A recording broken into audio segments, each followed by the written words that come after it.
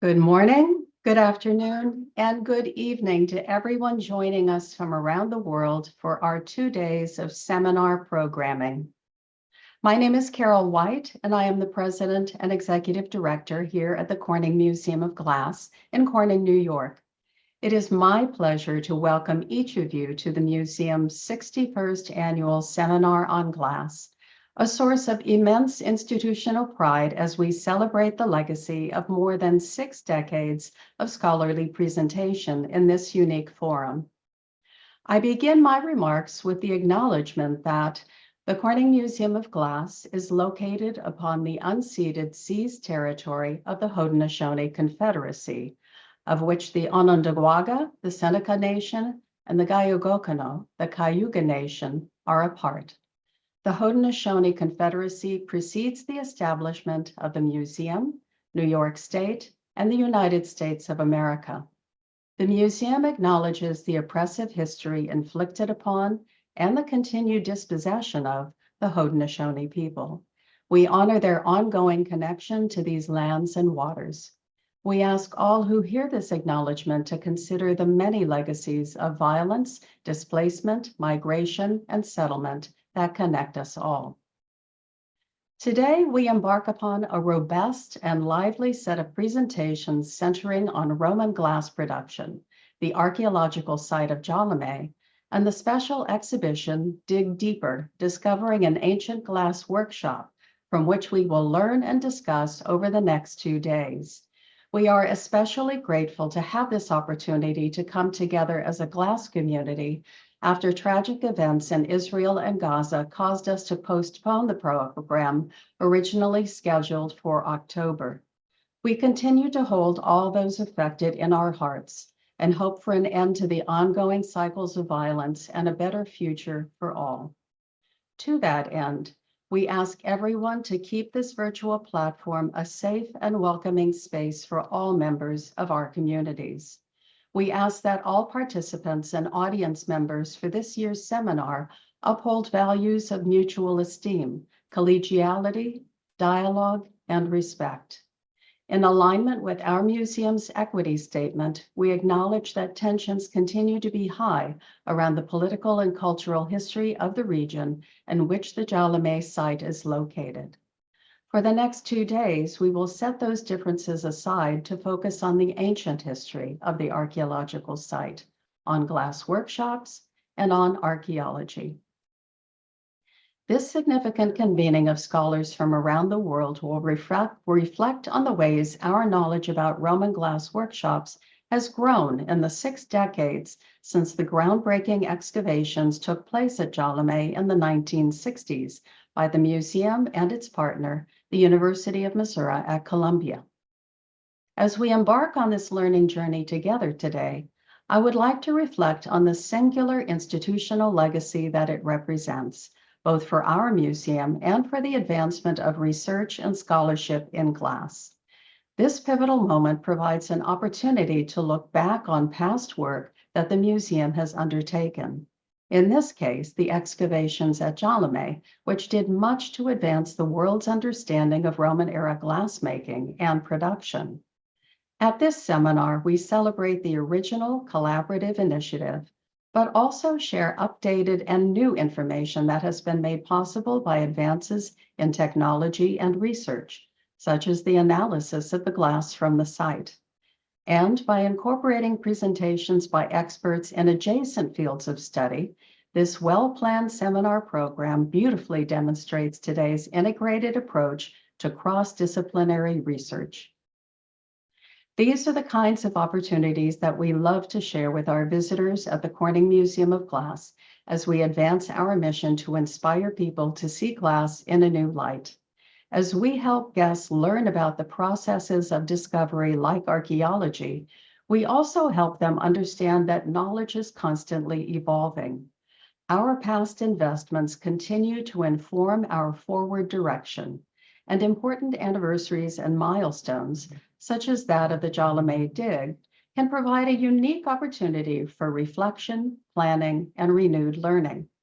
We take a long view on our institutional legacy And as we near our 75th anniversary, just 2 years from now in 2026, we look for ways to connect our past with our present and future.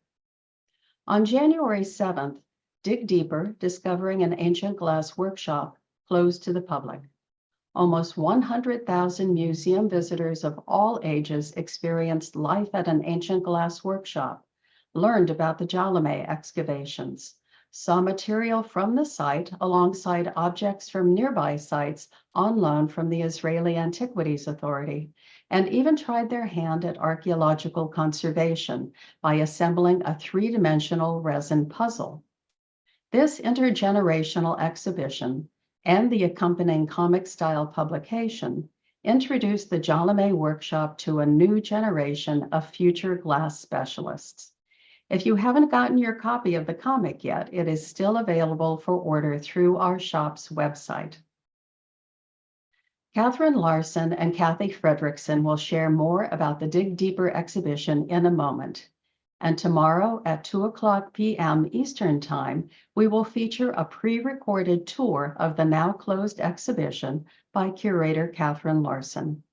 I'd like to applaud the many partnerships that were forged or reestablished by Kate while planning and organizing the exhibition, including original collaborators from the University of Columbia at Missouri and the Israeli Antiquities Authority, as well as the Israel Museum.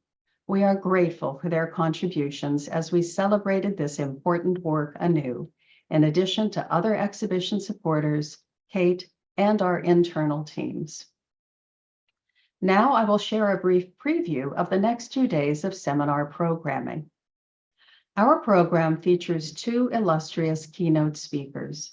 In about an hour, at 11:15 a.m. Eastern Time, Dr. Yael Goren-Rosen will share her decades of research on the glass industry in Israel, providing a history of archaeological work and the economic significance of this ancient craft.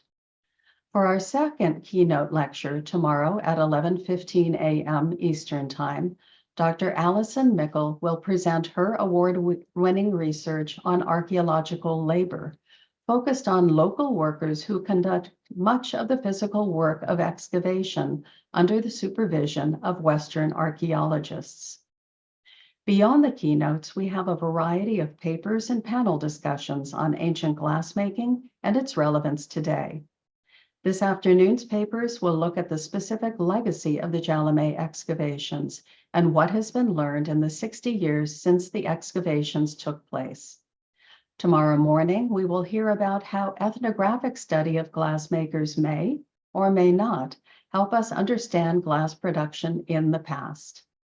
Finally, tomorrow afternoon, we will take a deeper dive on the Dig Deeper exhibition itself, with discussions about how we engaged our community members in the development of the exhibition. We will close by hearing from our own hot glass team about how they built and used an ancient-style wood-fueled glass-blowing furnace to support research, content, and programming for Dig Deeper. Throughout the program, you can place any questions for our speakers in the Q&A feature, and you may use the chat feature to interact with other participants. Our technical support team is available to you as well. You may contact them at avuser@cmog.org or by using the chat feature in the seminar lobby. Again, I remind you to keep this virtual platform a safe and welcoming space for all. Without further ado, I will introduce the speakers of our first paper, who will go into greater detail on translating an archaeological excavation into a dynamic and immersive museum exhibition. Dr. Catherine Larson is curator of ancient glass here at the Corning Museum of Glass. She is also the curator of the exhibition Dig Deeper, Discovering an Ancient Glass workshop, and organizer for this year's seminar. Kathy Fredrickson is the Corning Museum's Director of Collections and Curatorial Affairs. Fredrickson oversees the museum's Collections Directorate, including collections management, comprised of the registrars, preparators, and photographers, and also conservation, curatorial, and publications, working with the entire team on collection stewardship, exhibition, and research. Kathy and Kate, I hand the virtual mic over to you. Thank you so much, Carol, and thank you also for supporting this project for the many, many years that it was in development from when I first brought it to you, back in 17, 18 or so. So I'm really, really pleased to be here with all of you today. So the plan for the next 45 minutes or so is I'll start just sort of giving a little bit of a background about the archaeological excavations themselves, which of course are familiar to quite a few of you, and perhaps some of the little bit of new tidbits I uncovered while doing the research for the exhibition.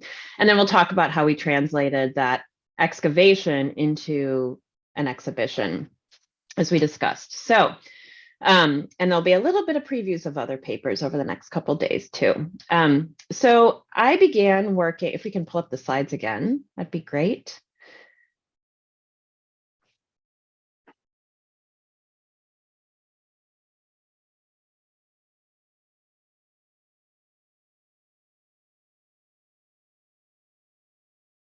There we go, thank you. So I began working on the sort of considering an idea for an exhibition fairly soon after I started here at the museum in 2016, when I found out that there were over 50 boxes of material from the Jalame excavations, which had taken place in the 1960s, which Dr. Robert Brill had brought back for study and scientific investigation from the project. And it was, as a ancient glass specialist, it was really exciting for me to have sort of see some of the actual material from Jalame, much of it being unpublished or really unstudied at that point in time. And as I started to get into that project a little bit and really think a lot more about it, and I use this quote from Paul Perot from the introduction to the 1988 publication quite a bit. What really set the Jalame project apart in its conception in the 1960s was that the Corning Museum and University of Missouri team really set out to find a glass workshop. Glass workshops had been found before at places like Amarna, by Petrie, at Corinth in the 1940s, which Gladys Weinberg had, of course, published, but they hadn't actually been excavated by people who were looking for a glass workshop. And so this team of scholars, many of whom went on to really illustrious careers in the glass field, ended up at this site in Israel to answer some of these questions, which we feel like we have some understanding about now sitting here in 2024, but were really completely novel to them at the time, really some of these fundamental questions about ancient glass production. And I'll point out here as well and give special thanks to Sid Goldstein, who is an undergraduate working at Jalame, wrote his PhD dissertation on glass, and of course went on to do many amazing things in the field of glass and was a great contributor to the exhibition and supporter as well with his keen memory. Unfortunately, Gladys Weinberg, Paul Perot, and Bob Brill are all no longer with us. So the excavation project started in 1963 when Paul Perot and Gladys and Saul Weinberg set out to locate a site that they thought would be a likely place to excavate. And they went to Israel because they had personal connections in the country, as well as knowing from all those ancient sources, which so many of us are familiar with, that area in antiquity was really critical for glassmaking. So here's the page of the notebook that's at the University of Missouri that shows what they recorded about the Jalame site itself when they found it back in November of '63, and noting various kind of surface remains that suggested that there'd been glass manufacturing activity at the site. They identified quite a few other sites, many of which have since been excavated in the intervening 60 years and all kind of proven to be glass manufacturing sites. And Yael will talk a lot more about kind of Jalame in the region in her keynote. So the excavation took place primarily over 3 seasons from 1964 to 1966, with some wrap-up excavations in the late 60s and early 70s. And in that time, the team uncovered a wide swath of the site and identified, in particular, features consistent with a glass workshop, along with quite a bit of debris. They only found this one little intact vessel, which we were fortunate to borrow for the exhibition, along with a note card recording its finds, so we could talk about the way that archaeologists document and recover when they're doing excavations, how they recover and record the materials they're finding. And I'll also point out in the black and white picture at the middle of the slide, because it's going to come back later in the presentation, that Jeep sort of sitting up in the corner there. So remember that Jeep. Of course, one of the most significant architectural finds they identified was what the team called the red room, for the burned soil that had the kind of red color around it. And I found many notebooks and records in the archives in Missouri and here in Corning that talked about the various experts who came through Jalame when it was being excavated, including Dan Barag and Donald Hardin, all sort of contemplating the features of this red room. And this was something that Gladys Weinberg herself struggled for over 20 years to try to reconstruct. And you'll note even in the publication from 1988 that it's still only called a tentative reconstruction of the glass furnace. She really couldn't figure out how to make it work as a glass blowing furnace that she wanted to make it work as, from what she knew from Similaria and some of the other locations.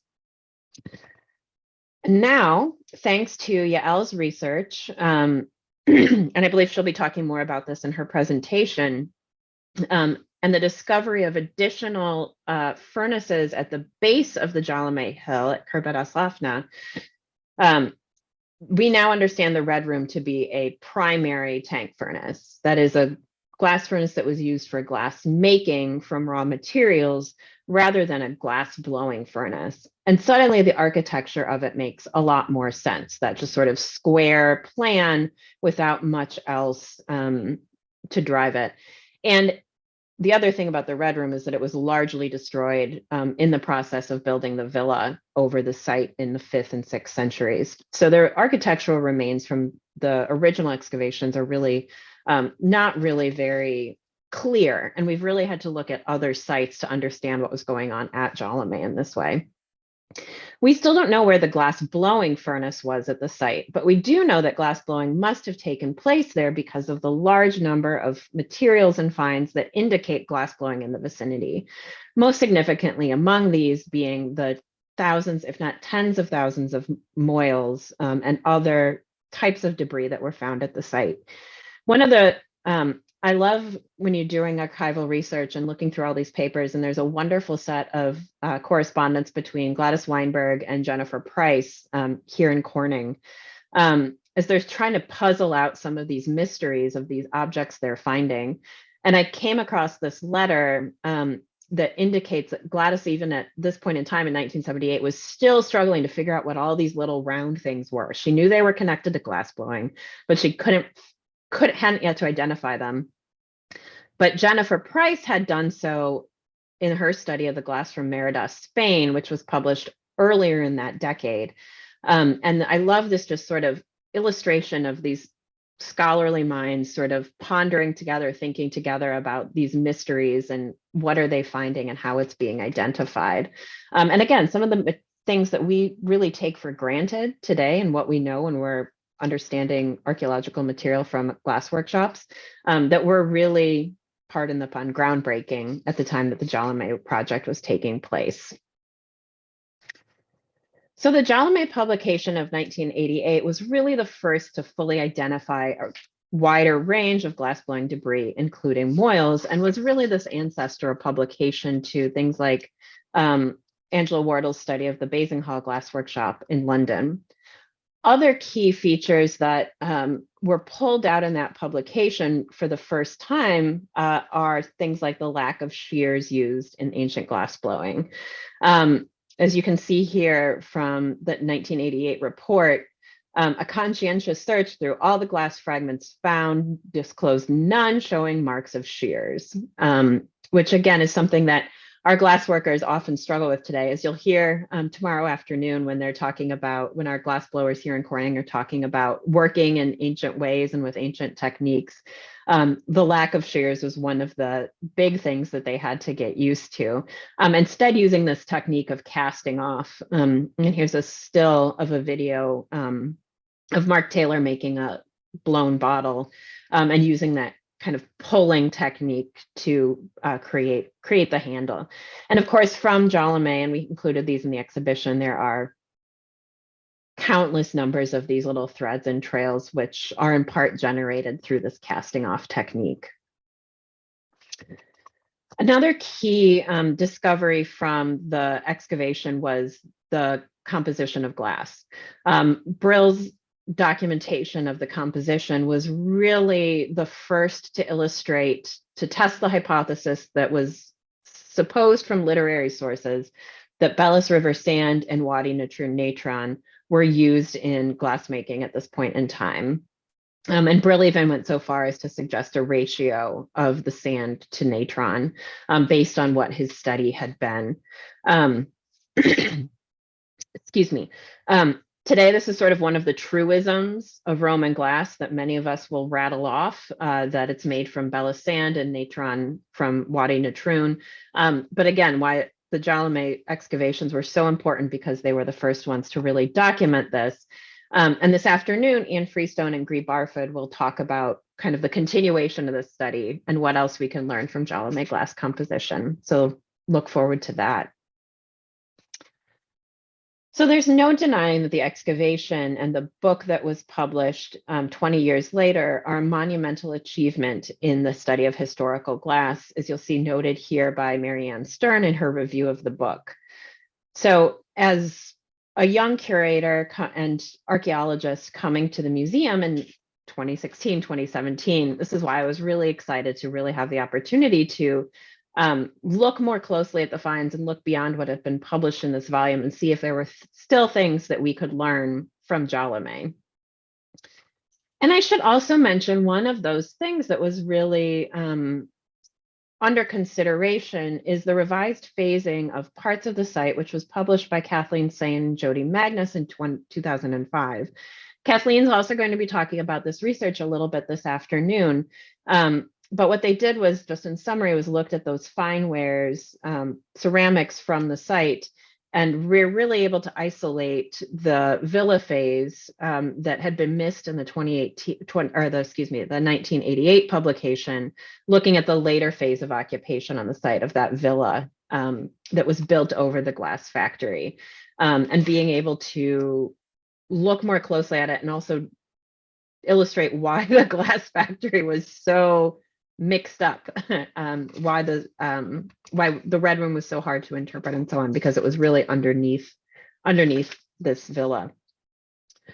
So while planning for the exhibition, I was fortunate to be able to review much of the archival materials, as well as the glass that was still held at the University of Missouri, including this gem of the way the Jalame excavations were displayed at the Museum of Art and Archaeology, which Saul and Gladys Weinberg had really founded back in Missouri, these kind of early ways that the excavations were presented to the public. And we were fortunate to be able to kind of work together. I traveled to Israel, looked at the materials there with Anne-Marie Barford and Yael Goren-Rosen and Ruth Jackson Tall, as well as continue the scientific work that Brill had started.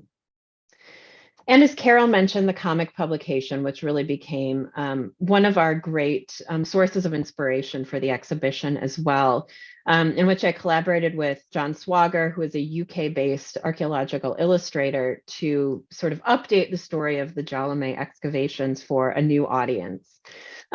John and I did a Connected by Glass lecture about the publication back in April of last year, which is available on the museum's YouTube channel if you'd like to watch that at some point.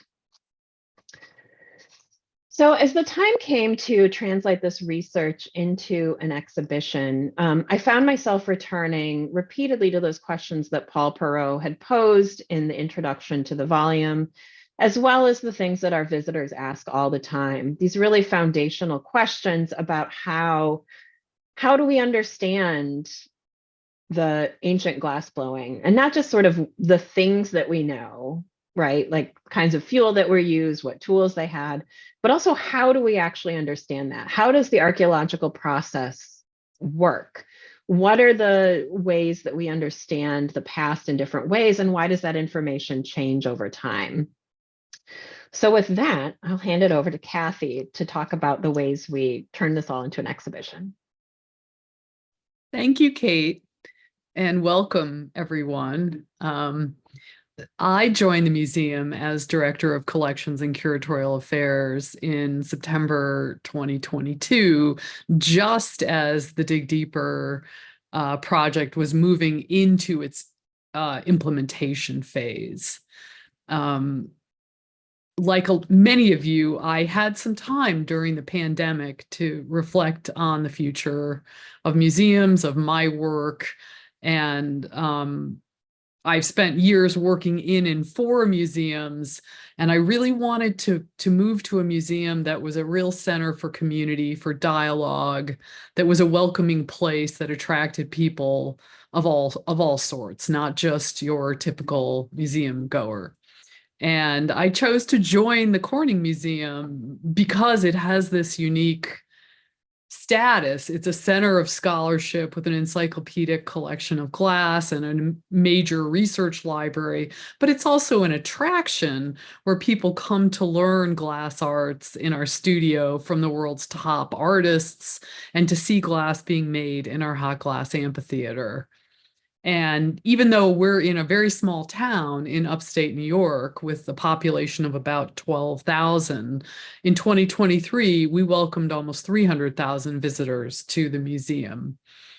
We put tremendous value on visitor experience in terms of serving loyal, repeat visitors and cultivating new communities. And per our 2023 fall visitor survey, 70% of the people that visit this museum are coming for the first time. We also get a lot of people who are coming to museums for the first time. We've seen a shift post-pandemic. In the past, we got a lot of visitors from bus tour groups and many from other countries. We're still seeing a lot of international visitors, but post-pandemic, the majority of our visitors are individuals and family groups. So in some ways, Dig Deeper is the perfect fit. It's an opportunity to celebrate the beautiful ancient glass, to focus on glass history and science, and to see glass being made, which you'll hear about more with the wood-fired furnace. So this seemed to me as a real opportunity to draw families with school-age kids to the museum, and to allow us to fulfill our mission to inspire people to see glass in a new light. So we begin every exhibition process by defining our interpretive goal, which becomes a signpost for the content development and design of the exhibition through the whole process. And we say to ourselves, what are the key questions we want to answer? Who are our primary audiences? And what do we want them to take away from the experience? And some of this connects with what Kate was just talking about. We talked a lot about how archaeologists actually work and what's involved. So I'm going to read this interpretive goal. Using the methods of archaeology, Dig Deeper will guide visitors in an immersive, fun, and playful experience into the world of ancient glassmakers to spark curiosity about the ancient world and the process of scientific discovery. So this was really kind of our signpost as we began creating this exhibition. Our decision to target intergenerational visitors, specifically families with school-age children, really impacted our creative strategy in a bunch of different ways. And triggered a whole ripple effect of questions about how the exhibition experience would serve this audience segment most effectively. And I'll talk a little more about that in a minute.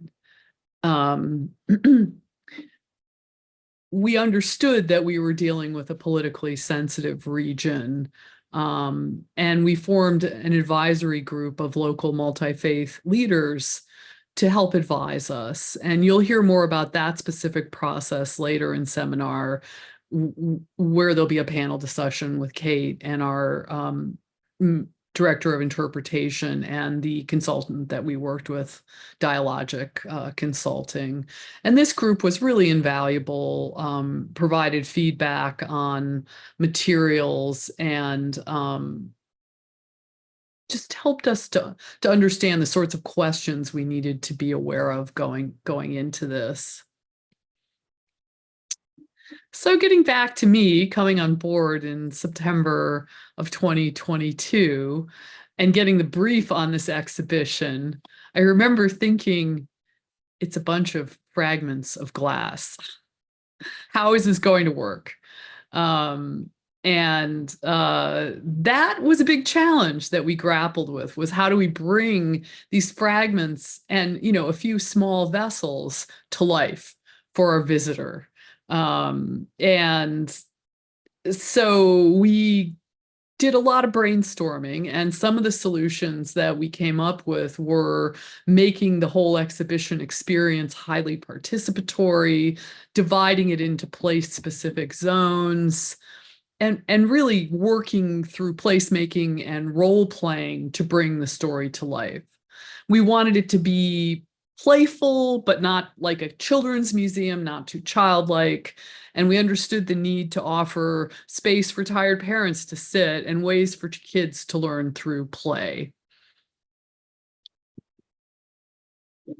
So one of the core ideas of the exhibition was that we created these dedicated zones, starting with the dig, where one could understand the work archaeologists did at a dig site, the lab, where we were able to highlight the critical work of scientists and conservators.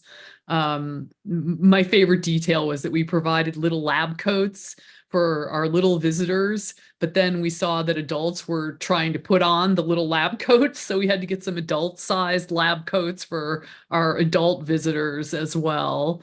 I think the lab was one of my favorites. The workshop, where one could learn how workers at Jalame created the vessels and fueled the furnace, and the marketplace, where the focus was on global trade. And each zone was subtly differentiated by color, but also introduced by a guide. We really riffed on the graphics in the comic that Kate talked about, and you can see in some of these images, we actually just blew up some of those illustrations. And then we also had this touch rail that included things that people could actually interact with, like tools and ancient fragments of glass. People learn best through story and narrative. Here, hold on a minute. Sorry. Yeah. Next slide. People learn best through story and narrative, especially when the concepts are abstract or remote.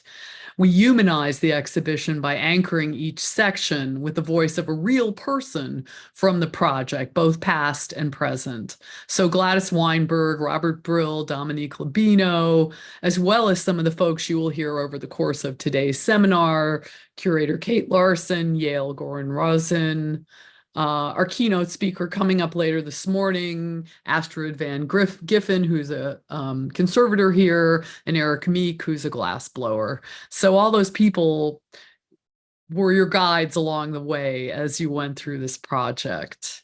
And the storytelling power of comics really helped us to bring the spaces to life and to populate the world around the objects. One of our key strategies at CMOG revolves around the notion of activating the entire campus around stories that we want to share. Oh, Kathy, I think I've got a couple to speak to here. Sorry, I messed up. Go ahead, No, Kate. you're good. I was like, slide 31, wait. All right, you go ahead. Just to continue Kathy's discussion about that kind of sense of play that we really wanted to bring, and creating these different zones of sensory engagement. So we made as much as we could in the exhibition sort of hands-on and touchable. And we also put two soundscapes, one in the lab, kind of recreating some archaeological excavation sounds. Or sorry, did I say in the lab? I meant in the dig. Soundscapes of an excavation, as well as in the workshop zone, some sounds of that wood fire, that crackling, those glass blowing sounds that were generated by our own team, really activating the senses in as many ways as we could.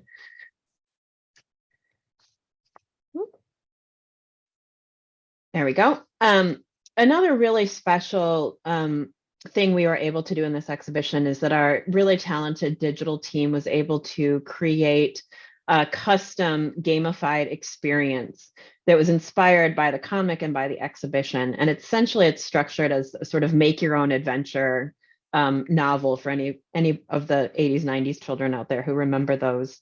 So visitors picked up a card at the beginning of the exhibition, and they moved their way through 4 terminals located throughout the space.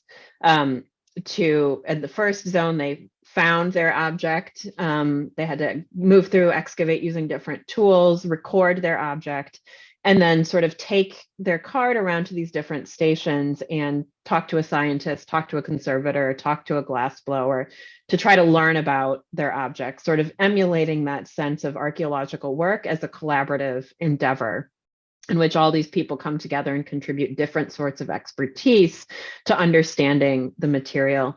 And this was a really popular activity, particularly with the grade school visitors who were the target audience for it. So as we've mentioned several times, most of the material found at the site was fragmentary, which is quite typical in archaeological excavations, but not so typical for museums. So we had to find a way to really help people understand why those fragments were so important. I don't know how many times I've gotten that question over the years. Why do fragments matter? Don't we just learn from the whole piece? And of course, it works both ways. So we had one of the main features of the exhibition was a wall along the back that showcased fragments from the site mounted on these silhouettes to give a sense of their form, juxtaposed with intact objects of the same typology, both from our museum collection and from other sites that were on loan to us from the Israel Antiquities Authority. And this was always, when I gave tours of the space, this was always one of the key talking points I used to talk about how do we date glass in museum collections that might not have an archaeological context or information? And we do it by understanding how it relates to other forms of the type that do come from those controlled excavation contexts. And as we've said several times, and you'll hear more about tomorrow afternoon, our really fantastic hot glass team built a wood furnace, and we put those videos that were filmed at the furnace in the exhibition itself. One is a giant projection along that back wall showing the way some of these forms might have been made.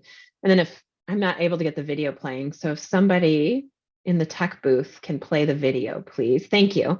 And then we also had a smaller screen that allowed people to select their own, or select a way to make a different kind, or generate these different waste products. So here you're seeing how a moil is generated, sort of shown with those materials from the site itself, and people can kind of select and understand how these things were formed. So this was really, again, hands-on, tactile, immersive way to create a really powerful zone and experience.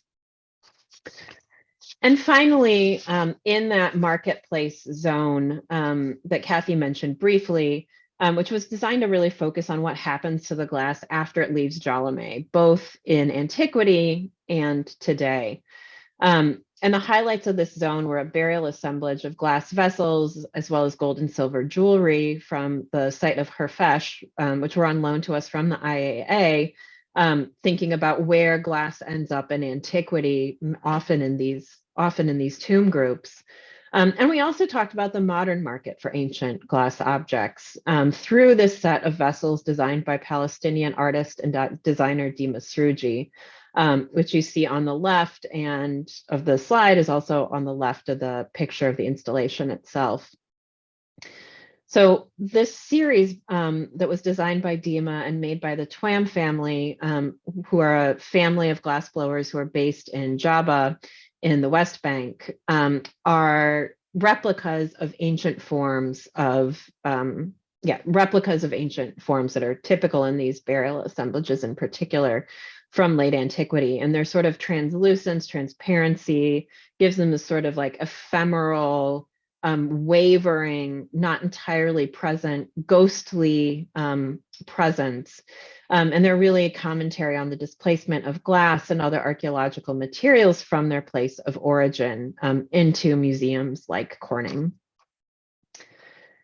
And finally, remember I told you to remember that Jeep. Beyond the walls of the exhibition itself, in the museum, we activated the space in many, many ways to get people excited about the exhibition and go in and find it and see it, including in our admissions lobby where we brought out this Jeep that we borrowed from the Glenn H. Curtis Museum. And this authentic 1970 Jeep became a really popular photo spot, selfie spot for our visitors of all ages, and really sort of set the tone of this sense of play.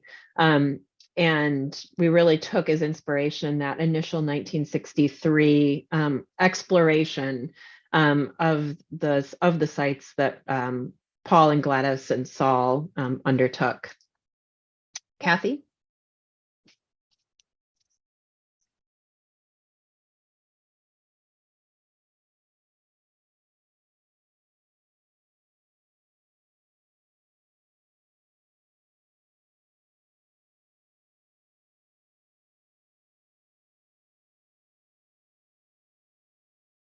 Sorry, I couldn't unmute myself. There you are. Here I am. Slide 31. So one of the strategies that we take at Corning when we do a major exhibition like this is to activate the entire campus around the stories that we want to share. So Kate just talked about the Jeep. We also created a special project for folks that participate in our Make Your Own Glass experience that was inspired by an ancient sculpture. We had weekly demonstrations outside at the wood-fired furnace alongside wine and beer tastings from the region. We created family zones in the museum where folks could take a break and kids could do activities relating to the themes of archaeology that we were expressing in the exhibition. And we had a lot of content around the wood-fired furnace that the hot glass team is going to talk about later. But ultimately, we made a separate little mini exhibition called Get Stoked that could focus on the wood-fired furnace and also explore fueling furnaces over time.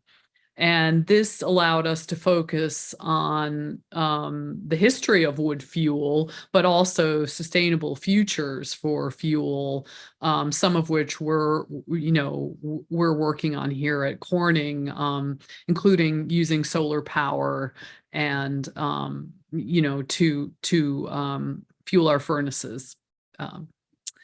Okay. And finally, here are some of the ways that we can measure the impact of our work on this project. We had almost 100,000 visitors. We had 1,100 people make a piece of ancient glass, over 700,000 social media impressions. We sold over 300 copies of the comic book and gave away many, many more copies. We had some hot glass live streams. We've had 8,000 views of the YouTube video of the wood-fired furnace, and 150 people enjoyed the Connected by Glass lecture. And we did tours for over 300 youth visitors. And as this, there were a lot of Jeep selfies. Also, some kids tried to hotwire the Jeep apparently at one point, but that's another story. So anyways, thank you. Kate, do you want to wrap up or? Sure. I just want to conclude by thanking all the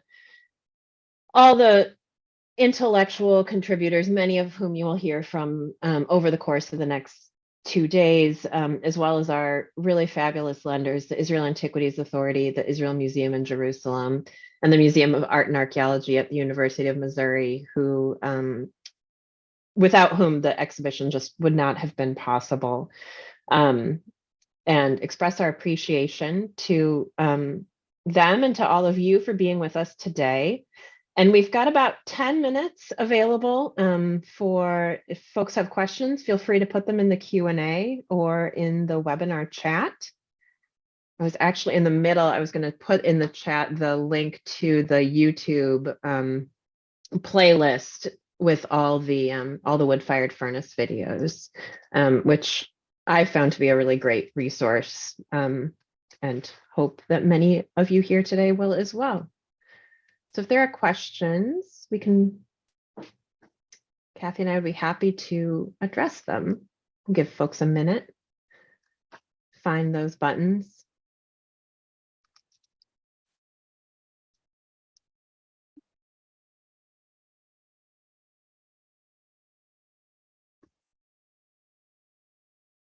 Maybe we answered it all, Kathy.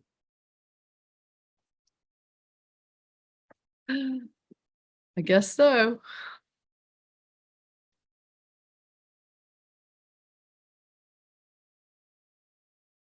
Oh, there's a question in the yeah, Nicole has a question. Can you say a bit more about making the knowledge creation process accessible?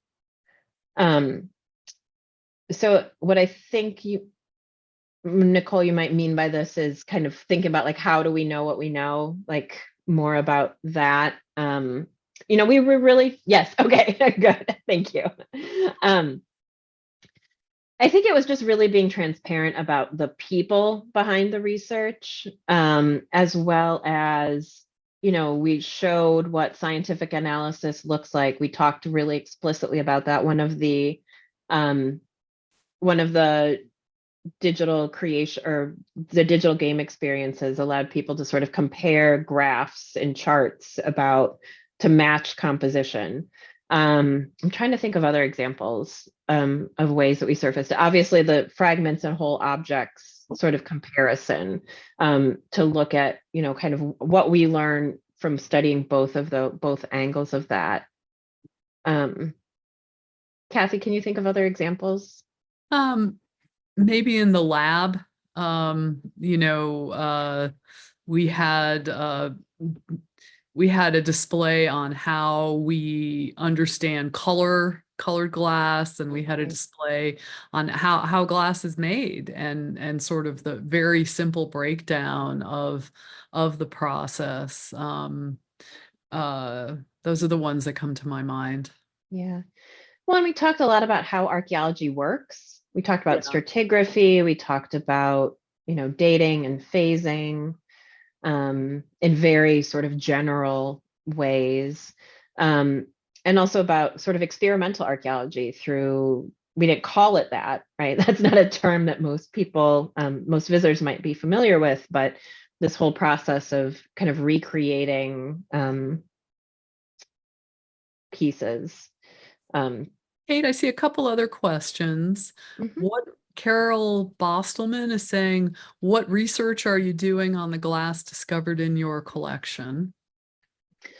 Yeah, so on the Jalame material, so we did this, the IAA has been a great partner with us. One of the objectives for the project from the beginning was to really consider what to do with that material that was found here. And I'm really happy to report that a good amount of it went back to Israel when the exhibition closed.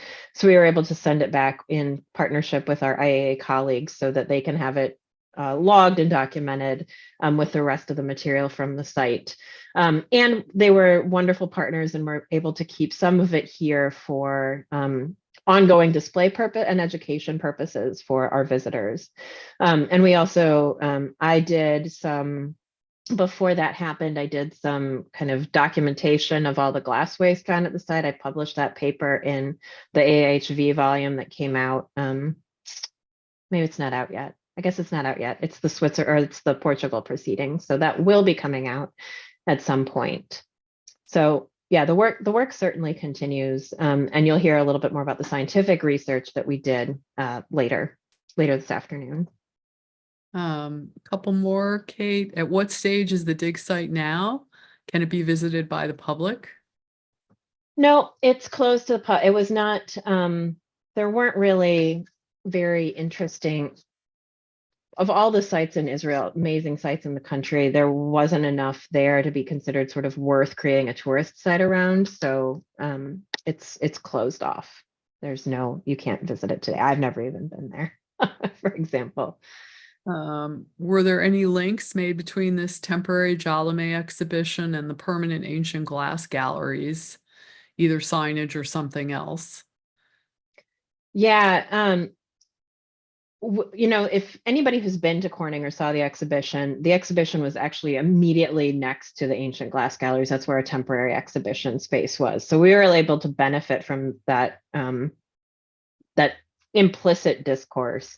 And there's certainly elements from the exhibition that I'm hoping to bring into the permanent galleries one day, when we all have time to do it. Okay, maybe one last question and then we'll wrap up. Which analysis did you do to assess the glass composition?